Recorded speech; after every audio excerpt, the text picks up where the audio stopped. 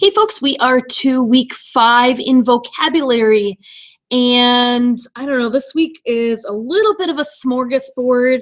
Certainly some literary devices that you can see in a text, but then also kind of some other random terms. So there's not a really good theme for this week of words, but some of these should definitely be review for you. Some of them will be new or maybe a little bit more of a review. You might have heard them before, but let me hopefully get going here. And okay, a little view.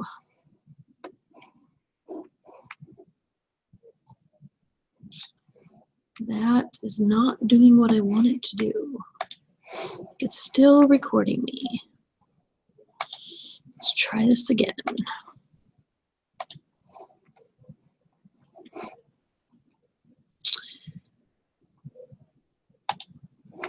Okay, hopefully this will do the trick. There we go. That should do the trick. Sorry, I didn't want to share my screen. Technical difficulties. So theme. Oh, I hope theme is drilled into your head by now between kind of what we've already talked about in class, your reading record cards, just being in school for as many years as you have been in school. Theme, right? The moral or the lesson of the story. It's important that themes transcend the story. They transcend time. So just as a reminder, a theme is not one word. Okay? Courage is not a theme. Ask yourself, what is the message that the story's sending about courage? It takes courage to overcome obstacles. That, then, is your theme. Imagery is our next one, and this applies to both poetry as well as short stories, novels, etc. So imagery is simply words and phrases that recreate vivid sensory experiences for the reader. And I think most often when we think about imagery, we think visual because of the word image. But imagery can actually involve any of our senses. And I picked this little graphic because it's a good example of how the other senses can play into imagery. All of those things can sort of paint a picture for us, if you will. Remember that imagery helps establish tone.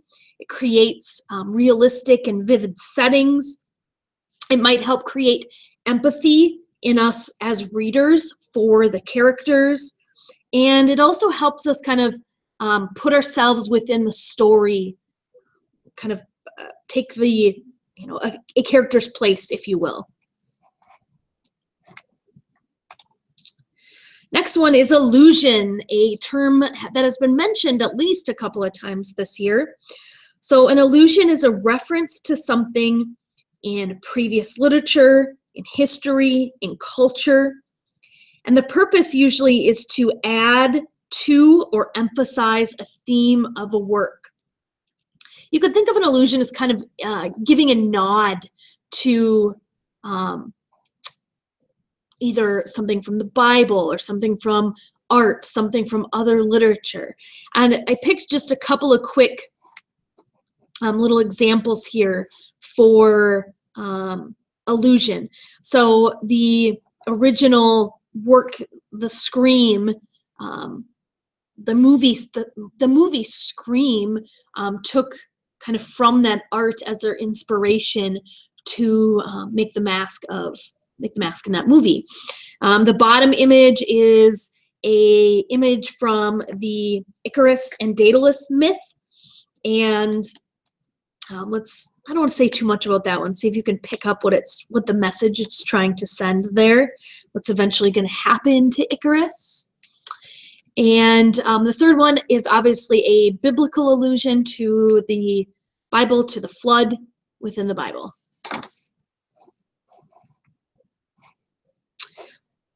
Before I go on to, it makes me think that, allusions can really add a depth to your understanding of something. And so think about, why an author would add an allusion in. It's not like they have better, nothing better to do. There's always a reason. So think about, again, purpose. Why would an author do that? Foreshadowing is a term that you've known forever, right? When the writer uses hints or clues early on in the story to indicate events that will happen later. Foreshadowing often creates suspense in us as the reader. With foreshadowing, many times we don't recognize that it's foreshadowing in the moment we're reading it, until we get to the end of the story. It makes me think about the lottery, right? When the kids are gathering stones in the beginning of that story and piling them up, clearly it's foreshadowing the massacre that happens at the end. But at the time, we don't think much of it. It's kind of, their kids are playing. That's just what they're doing. They're being kids. But in fact, it has a more sinister context. Symbol, again, one that you have known forever.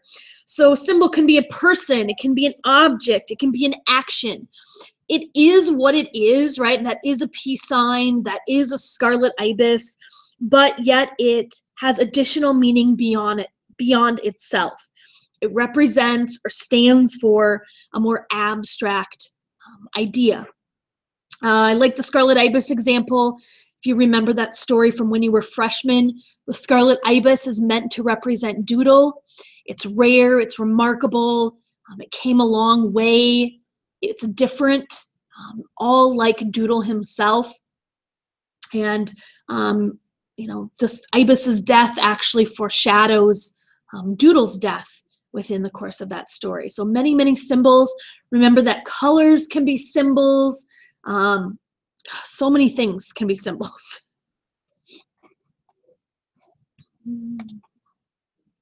Allegory, again, another term that has come up multiple times this year. So it is a work with two levels of meaning. There's a very literal one. The image on the right is kind of an image from Young Goodman Brown by Nathaniel Hawthorne that we read in class. And, on a very literal level, it's about this man who's going on to this journey in the woods, but yet there's sort of this deeper symbolic meaning, perhaps about Christianity, the fall of man, etc. And I liked this image because at first it looks like trees, but then you can see kind of that there's snakes in these trees, representing that secondary level of meaning, the symbolic one. Remember, within an allegory, pretty much everything has to stand for something else. The characters, the objects, the events are all representing other ideas. Many of you recognize that Animal Farm is an allegory.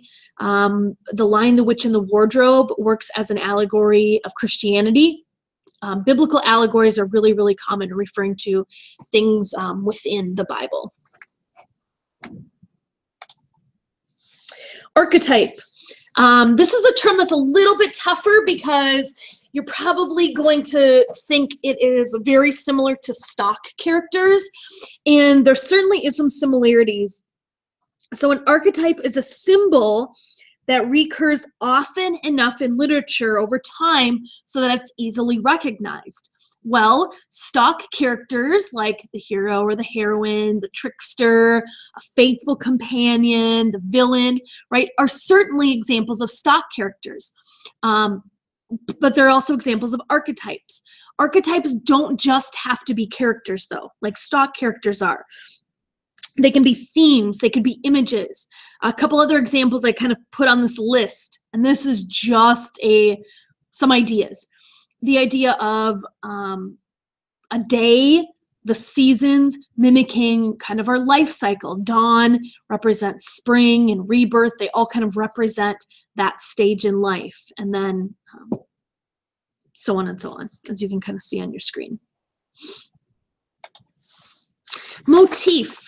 This is another term that's a little bit tough for people because I find it's newer. So a motif is a recurring element, an image, an idea, an emotion.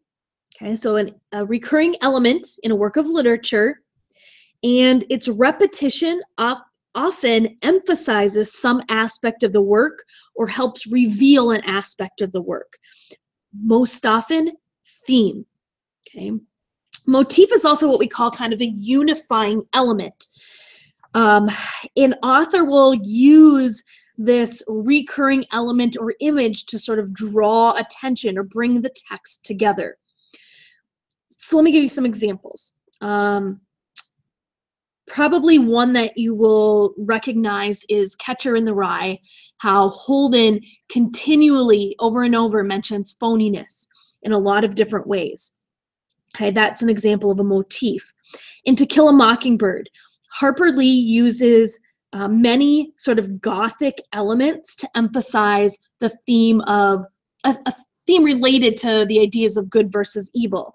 So the idea of like gloomy settings with the Bradley house, the superstition surrounding Boo Radley, the rabid dog.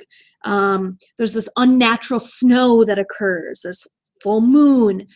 Those are just some kind of examples.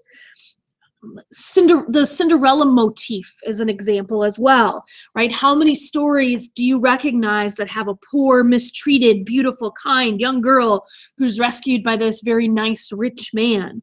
You can probably think of many other stories that have that same recurring element. Again, meaning to emphasize theme. Hamlet, something that will recur, is ideas of revenge.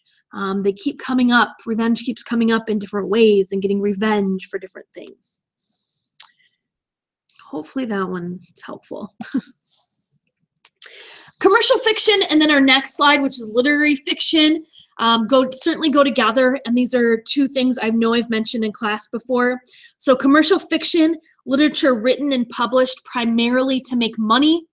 Most of, what's on the bestseller list tends to be commercial fiction.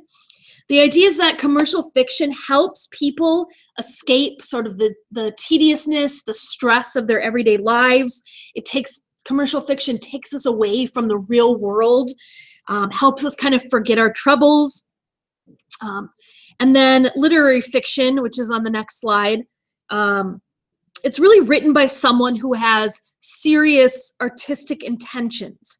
And the idea is that instead of taking us away from kind of the problems of the real world, they thrust us deeper into those problems. They want us to sharpen our awareness of life, to be able to empathize with other people because we can understand life's difficulties. So the purpose really behind literary fiction is understanding versus commercial fiction being pleasure. I found this little cartoon and I thought it was a really great example of the difference between commercial and literary fiction, right? So, somebody says, "How's the book going, Bella?" Very slowly, Bo. And he says, "This book is taking me so long to finish that people are starting to think I write literary fiction." And so kind of that's the idea behind literary fiction. It's much more intentional than commercial fiction tends to be. And again, I kind of covered literary fiction, but there's its slide. Then we have genre. So a genre of literature is just a category. It's another term for category, based on some sort of stylistic criteria. The conventions for a genre tend to change over time. What fits into the fantasy genre, or what fits into the horror genre, or whatever genre it is. You can have genres that are defined by like type of book. So like there's the short story genre, the novel genre, the drama genre, the novella genre. It gets a little tongue twister there.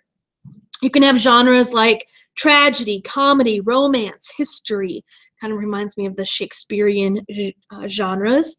You can have genres defined by kind of period when authors were writing. So like the Romantic period, the Gothic period, are examples of genres that would be related to the time the authors were writing. And finally, we have narrative, and this one's pretty simple. It's any type of writing that's concerned with relating an event or a series of events. And typically we think of a story as doing this. Short stories do this. Novels or novellas can do this. Newspapers actually do this. Sometimes we don't think about that. A work of history can do this. We can have narrative poems. So poems that still tell a series of events or tell a story. It doesn't have to be, you know, this very typical short story or novel that we think of. That will take us to the end of vocab for the week. As always, we will see you on Tuesday, and I'm happy to answer questions, give you more examples. Always feel free to bring examples that you can think of too, because I think the more that you can connect to the terms and make them your own, the more likely you are to remember them and understand them. See you soon.